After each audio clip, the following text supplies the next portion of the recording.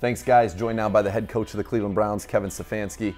Coach, now that you've been able to assess everything that happened in Atlanta, what do you take away from it, and how does this team get back on the winning track this week? Yeah, I think each week's going to be a unique challenge. Going into last week, we felt like we'd have some opportunities, and we did. We had some opportunities we didn't come through in the end, and that's the frustrating part for us, for coaches, players, I'm sure fans, is to not come through. Having said that, here we are, another opportunity, AFC opponent, a 2-2 football team at home. So really, it's really very, very important that we put everything we have into this game. This is the blinders are on, Chargers game, and I've been pleased with how the guys are preparing. All right, this Chargers team comes to town with the #1 ranked passing offense in the NFL. Justin Herbert's a pretty special kid. We saw him last year. He continues to evolve, and on the road, he's kind of magical. Throws for 300 yards seemingly every game, about to set an NFL record if he can do it this week. Hopefully we stop him. But what makes him so difficult to deal with? Well, he's very big. He's a very big player. When you see him up close before the game and during our game, he can stand in that pocket and survey the entire field. Unbelievable arm strength, can drive it to every area of the field. And then for a young player, sees it really well. So that's sometimes you feel like with young players you can confuse them. He sees it, and he's doing a nice job of getting the ball out of his hands. So schematically, they're getting guys open early.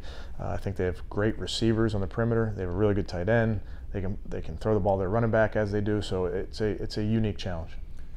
You mentioned he can throw it anywhere on the field, and they stress you everywhere. Vertically, Mike Williams has got more 40-yard catches than anybody in the league over the last couple of years. Intermediate, if they have Keenan Allen back, and then the tight end Gerald Everett's playing great. And then underneath, they've got that pesky Austin Eckler. How do you deal with an offense that really does attack you everywhere on the field and makes you defend every blade of grass? Yeah, I mean, you got to be about your business. I think big thing for us, #1, as simple as this sounds, is just getting aligned, because they'll use some tempo, they'll have plenty of shifts in motion. So as long as we get aligned, play our defense, keep the things in front of us that when we can, when it's appropriate, and then you got to win your one-on-one matchup. And sometimes that's in coverage, winning your one-on-one matchup. Sometimes that's up front, winning your one-on-one matchup. Defensively, they've got some stars. Derwin James is a star. Khalil Mack is a star. J.C. Jackson is a star. But it's been a little hit or miss with their results so far. What have you seen when you put on the tape and watch this Chargers D? Well, you mentioned those players. I mean, that's certainly what gets your attention. Derwin James is wearing #3. Last year wearing 33, but he's making all the same plays that he did last year. He had 16 tackles versus us last season. He was all over the field, tackling guys near the line of scrimmage and down the field, showing great effort. So I have a ton of respect for him. J.C. Jackson, new to this system, new to this team, but playing at a high level, really good ball skills. And then Khalil Mack is a guy that we know well. You're going to get an honest day's work from him. He comes off the ball. He can bull rush you. He can use speed. He has unbelievable bend for his size. So it's an impressive group of players, and then schematically they do a lot. They can line up in different fronts, they can line up in different personnel groupings, they'll disguise their coverage as much as anybody in the NFL. So all these weeks present different challenges. This is a unique one facing this defense. A couple of weeks ago, we faced the Steelers. They have Minkah Fitzpatrick, and it felt like formationally you were able to scheme things up to keep him away from the play. Is that something that you try to do with a Derwin James? Are you always cognizant of where he is on the field and how that affects what you're trying to do? You're very cognizant of where he is. Now, the issue is he can show up anywhere. He can play half-field safety. He can play linebacker for them. He can play nickel for them. So we'll be very aware when we break that huddle, kind of finding out where he is, but he could be anywhere.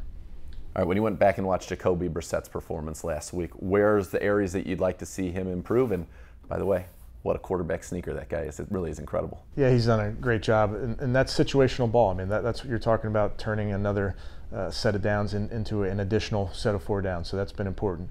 I think Jacoby last week would tell you there's some plays I know he wants back, but there's plenty of calls that I want back. So I think he played well. Just think about some of those throws down the field, especially the one to Donovan comes to mind on that 3rd and 1. Was unbelievable. So he's playing at a good level for us. We need him to just continue to be himself. How fun is it calling plays for Nick Chubb? Yeah, pretty fun. Nick's another guy where you just have a ton of confidence in him. And what's the fun part about our rush attack is we're doing it in a bunch of different ways. There's different run schemes, there's different personnel groupings. Obviously then you get to spell him with Kareem in a game. So Nick and our rush attack, and you got to give credit to our offensive line and tight ends in particular, they're doing a really nice job. So much has been made about 4th downs. We have 6 fourth down conversions this year, most in the NFL. They have 5. Should fans prepare to buckle up here? There's going to be a lot of aggressive fourth down play calls on both sides. Yeah, I think you got to see how the game goes. I think we go into every game kind of assuming it might go one way, and then you got to be ready for when it pivots the other way. And in those moments, you're just trying to give your guys the best chance to succeed. Coach, thanks so much for the time. Good luck on Sunday against the Chargers. Thanks, Nathan.